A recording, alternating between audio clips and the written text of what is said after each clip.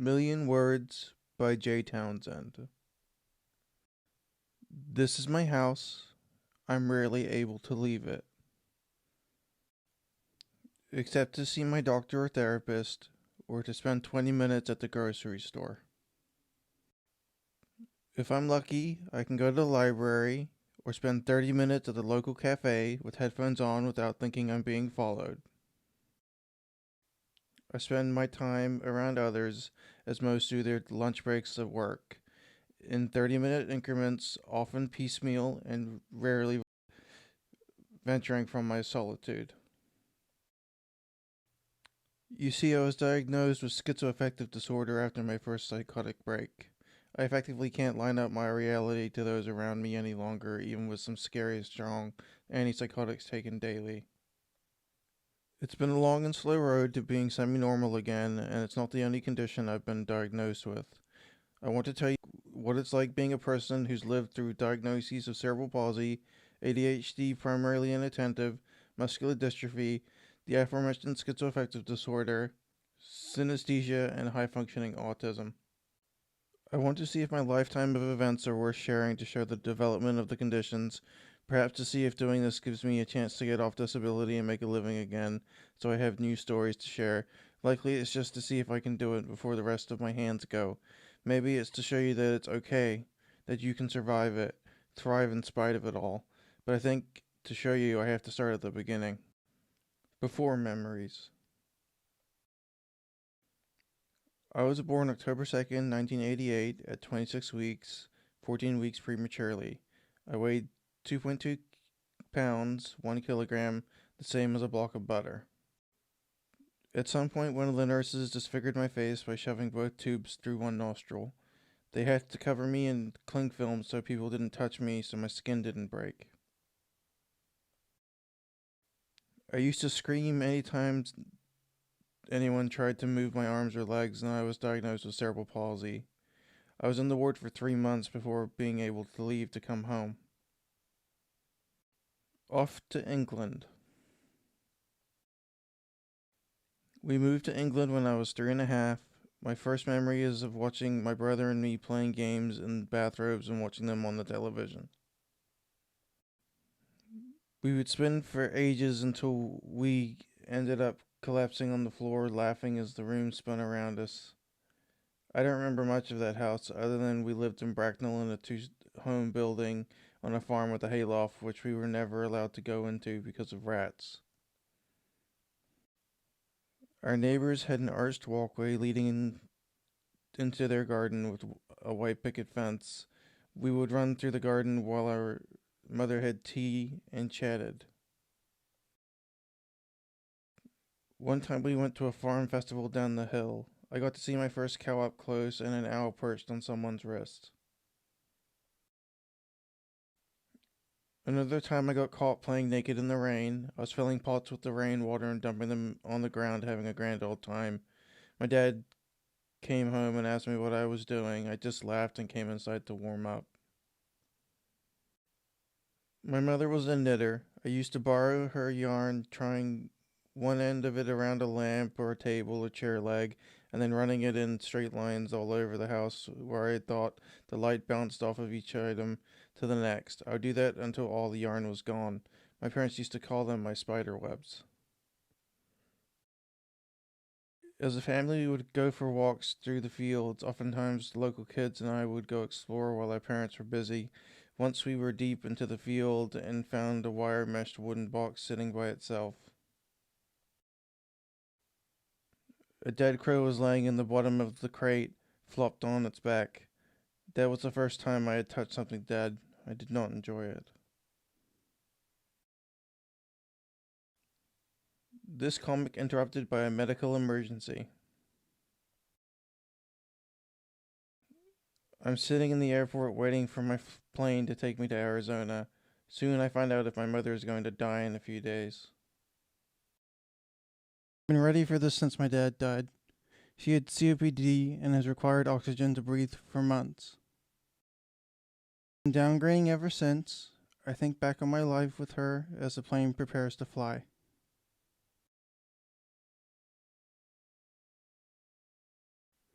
How we used to make steak and kidney pies together in England. How she took me to the physical therapy and stretched my legs each day so I could walk. When she would chaperone my orchestra trips in high school. Once, when I was doing poorly, she came into my room drunk and high and told me I was screwing up my life, how it made me laugh. How she drank every day, growing up without fail, just like Dad, up to 2 bottles of wine on a bad day. How she could be selfish beyond reason and at the same time so giving to those who needed her, especially family. How she fell apart for years after Dad died. How she became a petulant child for years afterwards until she drove everyone away and nearly cost me my relationship in the process. Until one day she snapped out of it and said she hadn't been so awful. How just a few days ago she had surprised me with a handmade New Zealand wool scarf she made to protect me during the winter, even though I had shown her the one I was learning to knit for myself.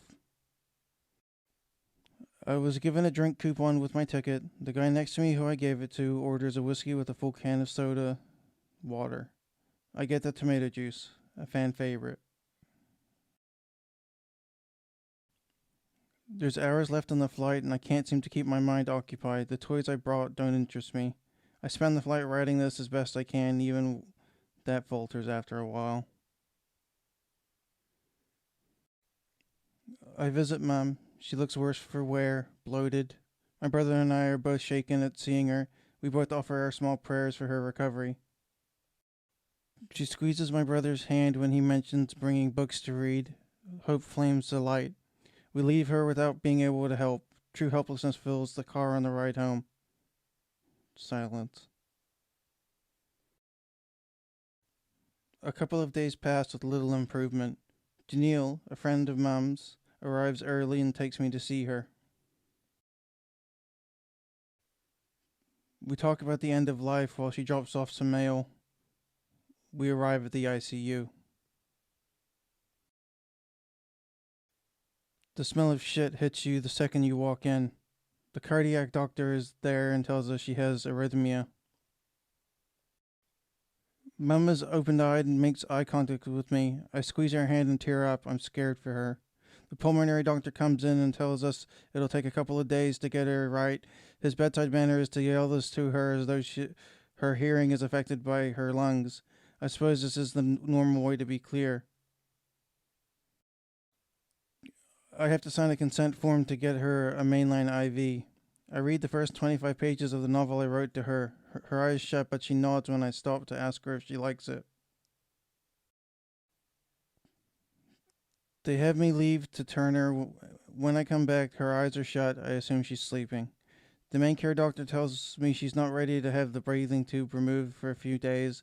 A dietitian comes in. Her care team is full bore. We leave her and go out thrifting to pass the night away. Serendipity says hello once again, an old friend. The next morning I get up at the crack of 7 to my brother's protests. We're in time to see the doctors together. They think they're going to take the tube out today. We're hopeful. Her breathing is better. My brother reads to her. She blinks rapidly. We're hoping it means she's agreeing with the choice, but it's unclear. The respiratory team comes in and gets her stabilized. The tube is coming out. We stand to the side of the room. My brother offers encouragements from the sideline, and on 3 the tube is out. She's under her own power again. I fist pump the air. Team Joy raves from the stands. I sit with her while my brother and his girlfriend grab a cigarette. I tell her how she scared us, how I'll be there as long as it takes, that Janelle said she had been suffering for months, and that I could have come up any time. She croaks a tiny agreement.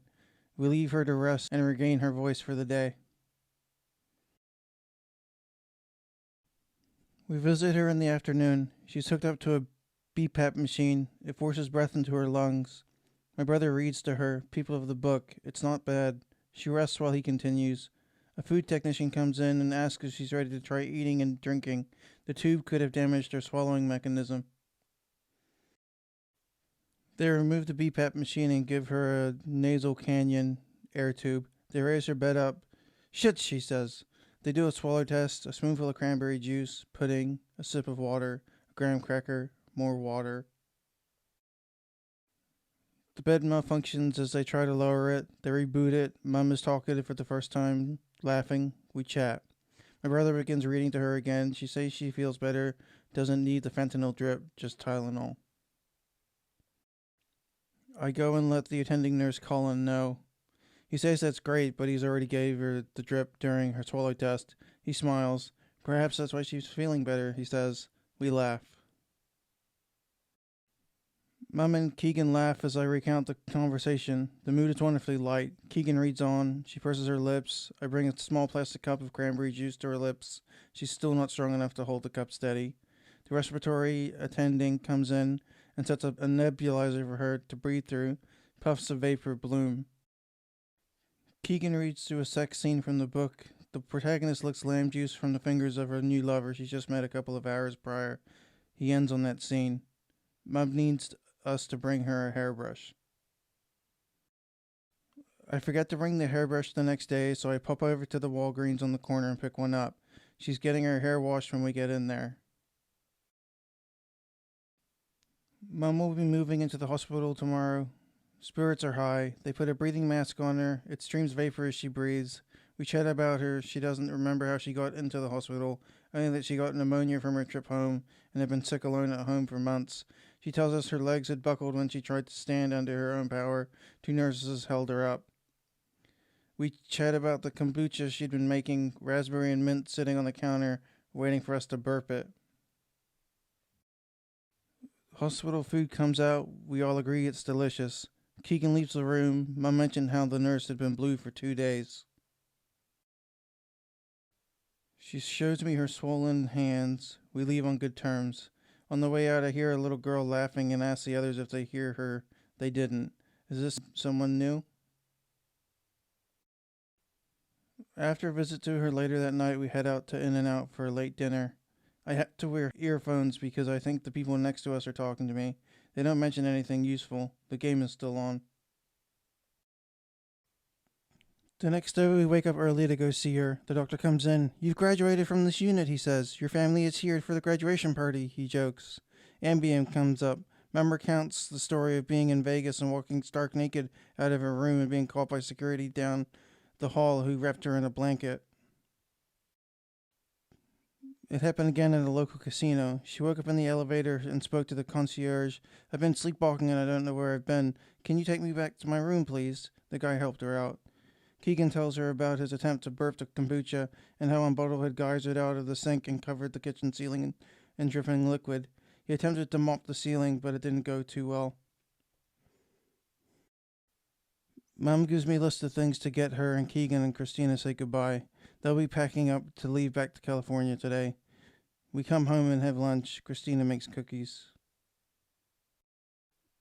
I head back out with the backpack full of things she asked for. We chat for a while. She's missed lunch but isn't worried. Dinner will do just fine in a few hours. They ready her for a walk down the hall. I take my leave. My brother is ready to go later that night. We wish each other well and then they're gone. I spend my first night alone. Mom comes home a day early and is in good spirits. I bring up getting her will sorted while I'm in Arizona. She wants something quick and easy. I agree. I make her lunch and get her a cup of tea before running out to get dinner sorted. She wants a salad, the healthiest thing I think she's eaten in ages. We set her up downstairs in my brother's old room. I move her breathing machinery and made the bed before she arrived. We watched Longmire together. Things feel normal once again.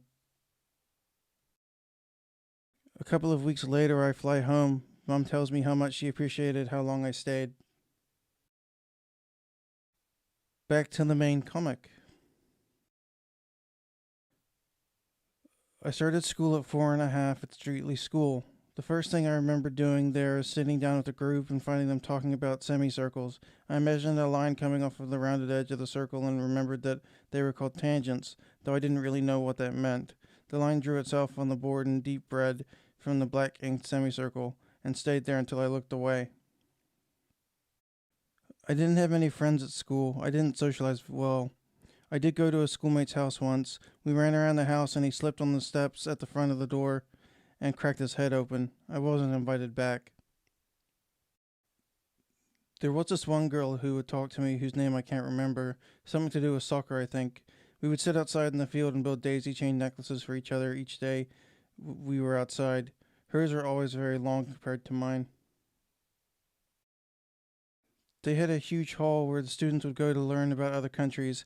I remember the first time I went there, we were talking about the culture of Japan, having handed out a piece of rice paper to each of us. I remember putting it in my mouth and not really enjoying the taste of the pink paper as it dissolved on my tongue. Eventually, we had to move. My dad had gotten a new job near the city of Goring. On the last day of school, I bent the daisy chain girl over my arm and gave her a big kiss, the way I had seen people on the television kiss their friends goodbye. EastEnders, most likely.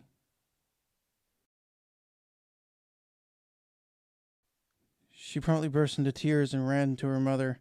That was my first kiss. I didn't know it was inappropriate to do such a thing with a school chum.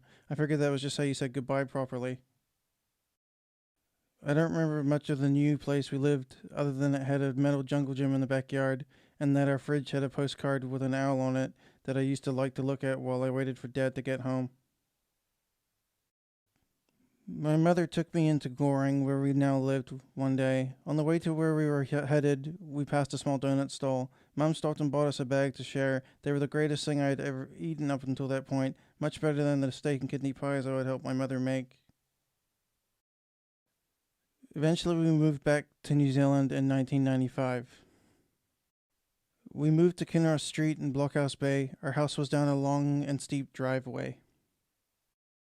In front of a fenced-off brown house, which we could almost see into from the conservatory on the back side of the house, since it was up on the top floor. I loved that house. It had a metal spiral staircase in the center of the floors that shook when you walked down it, and rooms of random things to play with. I don't remember us having very many toys other than a bag of Lego that had been started 15 years earlier by my stepbrothers. I mostly played by myself in the backyard or with the neighbor boy once he was old enough. That Christmas, I was given my first piece of electronics, a CD player radio. I sat in the middle of my room and turned it on and tuned to one of the stations. Bright blue and pink triangles danced inside my head from the music. The shapes changed form and color as the music progressed. It was the first time I noticed that when I heard noises, colors, and shapes popped into my head. It never stopped after that. I danced to the music in my room, watching as the colors spread across the inside of my head. The colors have never stopped since then. I went to Blockhouse Bay Primary School.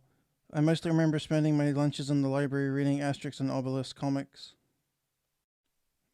I hung around the other delinquent and sickly kids when I wasn't in the library.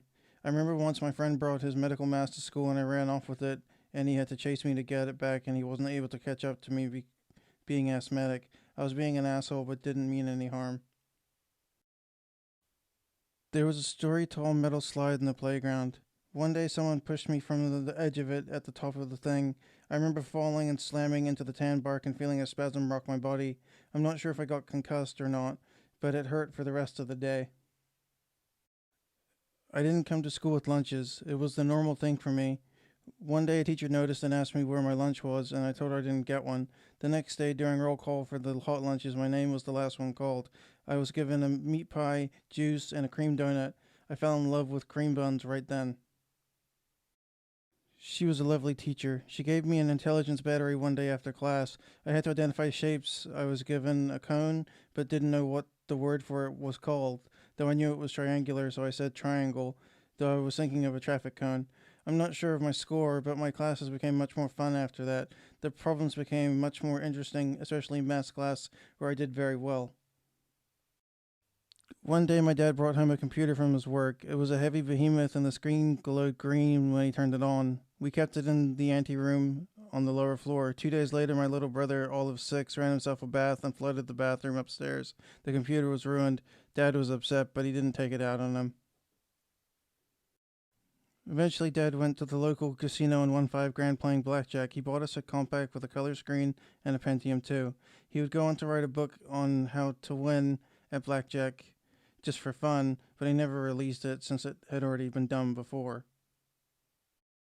My parents would host out-of-country students in their home from time to time when my stepbrothers weren't living with us in the room next to mine.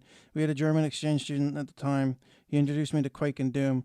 We would go and watch him play soccer with the local club At the last game we attended, he got wrecked and dislocated his shoulder. He didn't do much more after that other than play video games. At other times, we had a Danish girl named Anna staying with us. She dated my older stepbrother while she was there. Once, when I was being bratty, she brought me and my little brother a sack of marbles each. They were gorgeous. We played with them in the driveway. I took them to school one day, but they were stolen. I was devastated. Another time, we had a Japanese man stay with us. He would make us these amazing bean sprout and vegetable pancakes and never wanted to be bothered if his door was shut. It was often closed. Our city had citywide cleanup days where everyone tossed their unwanted stuff out on the street to be picked up. I used to walk around the town for miles collecting things I thought were cool. Once I found a digital alarm clock, brought it home, and plugged it in. The numbers glowed bright red. I wondered what would happen if I cut the cord while it was plugged in. As the scissors cut into the cable, it shot them across the room as the cable snaked wildly, spinning sparks in a large arc across the room. I too shot across the room. I screamed for my dad, and he was able to unplug the whipping cable with a broom handle. The metal scissors were melted where the cable came in contact with the metal. Another time I found a phone and took it home. I took it apart and asked my dad what the little things were. Capacitors, he said. Don't touch them, they could kill you. I didn't really believe something so small could kill me, but I wasn't about to test them. I put it back together and called my grandparents. Papa answered. He couldn't hear me though, so he hung up. I saw my grandparents often. Once Nanny and Papa brought me a bait catcher, a long plastic tube with a thin opening in one end and a wider slot for the fish to enter in at the other. That day, Papa taught me how to tie my shoes, seeing that they were undone. One night, while my parents were out for a date, my brother Tristan was looking after us. He made fries on the stovetop, but forgot about them while watching television. I remember him waking us up and telling us to get out of the house, as it was on fire. I will never forget the fireball's heat as it engulfed the ceiling of our dining room. We ran to the neighbor's house in red underwear and stark naked and stayed in their basement while the fire brigade saved our house. We slept on a mattress on the floor. I wet the bed that night. I signed up for soccer one day. Instead of going to the first practice, my parents took me to the doctors and they put casts on my legs so that I would stop walking on my toes.